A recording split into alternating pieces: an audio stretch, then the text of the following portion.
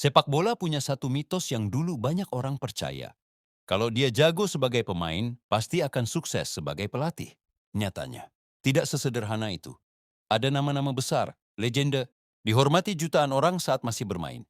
Namun ketika pindah ke kursi pelatih, perjalanan tidak selalu mulus.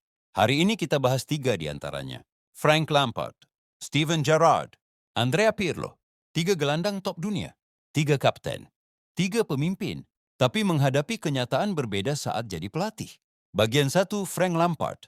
Otak lini tengah, tapi belum stabil sebagai pelatih. Frank Lampard adalah simbol Chelsea. Top skor sepanjang masa klub, walaupun posisinya gelandang. Sebagai pemain, cerdas, disiplin, tajam dari lini kedua. Contoh profesionalisme. Ketika pensiun, ia langsung masuk dunia kepelatihan. Perjalanannya Derby County. Cukup bagus. Chelsea. Naik terlalu cepat. Everton. Bertahan dari degradasi, tapi gagal stabil. Kembali ke Chelsea sebagai caretaker, sulit memperbaiki tim. Masalah utama Lampard bukan kurang pintar. Justru sebaliknya. Lampard sangat taktis, tetapi terlalu banyak eksperimen. Sulit menemukan formasi tetap. Pemain muda naik, tapi hasil tidak stabil. Ruang ganti berat untuk dikendalikan. Dan satu hal yang sering terjadi, ekspektasi fans ke legenda selalu terlalu tinggi. Lampard datang bukan hanya sebagai pelatih, tapi sebagai ikon klub. Dan itu beban besar. Bagian 2, Steven Gerrard, raja di Anfield tapi Premier League berbeda. Steven Gerrard, nama yang identik dengan Liverpool. Kapten, ikon, pemimpin, dia tidak pernah takut momen besar. Sebagai pelatih, perjalanan awalnya bagus. Bawa Rangers juara liga. Memutus dominasi Celtic. Timnya main agresif dan disiplin. Namun begitu ke Premier League bersama Aston Villa, cerita berubah. Hasil tidak stabil, banyak pemain tidak cocok sistem. Tekanan media besar. Akhirnya dipecat. Bukan berarti Gerrard pelatih buruk, tapi Premier League itu kejam.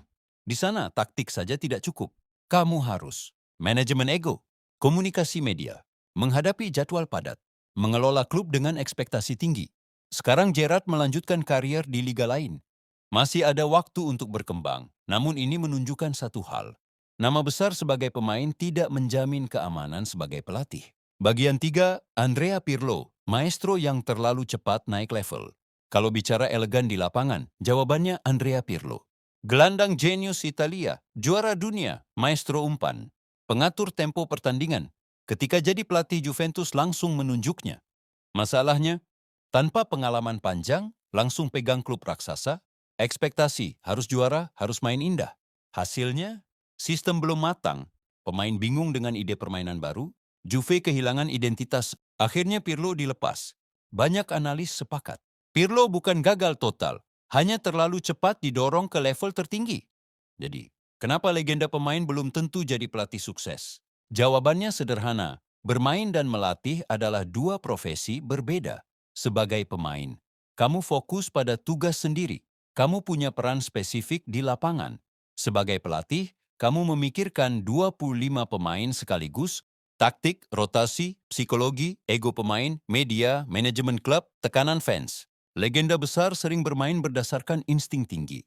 Masalahnya, tidak semua insting bisa dijelaskan ke pemain lain. Apa yang terasa mudah bagi mereka, belum tentu untuk orang lain. Selain itu, banyak yang naik level terlalu cepat, langsung pegang klub besar, ekspektasi harus langsung sukses. Padahal melatih juga butuh proses kegagalan, pembelajaran, jam terbang. Lampard, Gerrard, dan Pirlo bukan pelatih gagal. Mereka hanya sedang berada di fase belajar, fase membangun identitas, fase menemukan gaya kepelatihan sendiri.